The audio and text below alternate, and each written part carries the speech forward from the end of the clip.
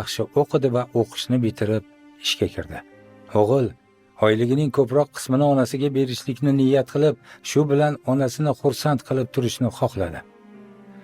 Alloh taoloning taqdir taqozosini qarangki, ona Alloh azza va jalla huzuriga rihlat qildi.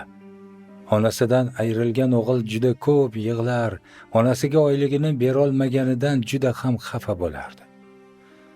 Alloh uchun onasi nomidan oyligining 4dan 1ni faqir va fuqarolarga berib turishlikni nazr qildi. Onasining vafotidan 30 yil o'tdi.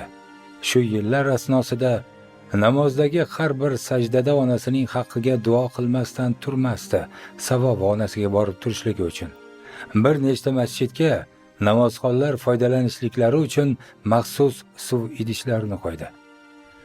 Kunlarning birida namoz o'qish uchun mahalla masjidiga chiqdi-da, jamoatni qilayotgan ishini ko'rib o'zidan xafa bo'lib ketdi. Mahalla oqsoqollari masjidga maxsus suv idish qo'yishayotgan edi. Chunki u o'zi yashab turgan yerdagi masjidga boshqa masjidlarga qo'ygan suv idishlaridan qo'ymagan edi. Mashriq va mag'ribdagi masjidlarga qo'yibman, lekin kunda namoz o'qish uchun chiqadigan masjidga qo'yishni unutibman deb o'zini o'zi qo'yib yuragi siqilib turganda masjid imomi kelib, "Ey falonchi, masjidimizga yuborgan suv idish uchun Alloh sizni yaxshilik bilan mukofotlasin" dedi.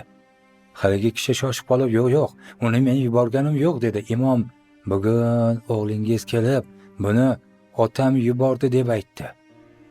O'g'il ham shu yerda edi. Shu payt o'g'li otasini boshidan o'pib, "Otajon, savobi sizga yozilib turishi uchun sizning nomingizdan men olib kelib qo'ydim" dedi. "Otajon, Alloh taolo sizni jannat anhorlaridagi suvlardan ichirsin" deb duo qildi.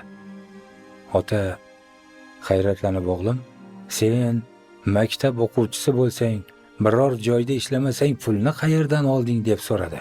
"Sizni Allohim o'z rahmatiga olgan bo'lsin, buvimning nomidan xayr ehson qilib, buvimga yaxshilik qilganingizdek men ham sizning nomingizdan sadaqa qilib, sizga yaxshilik qilish uchun 5 yildan buyon siz menga ishlatish uchun bergan pullarni yig'dim" deb javob bergan ekan.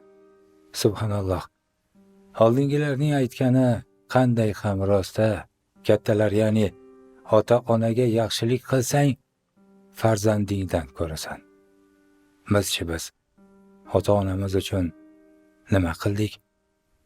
Nima qilolyapmiz?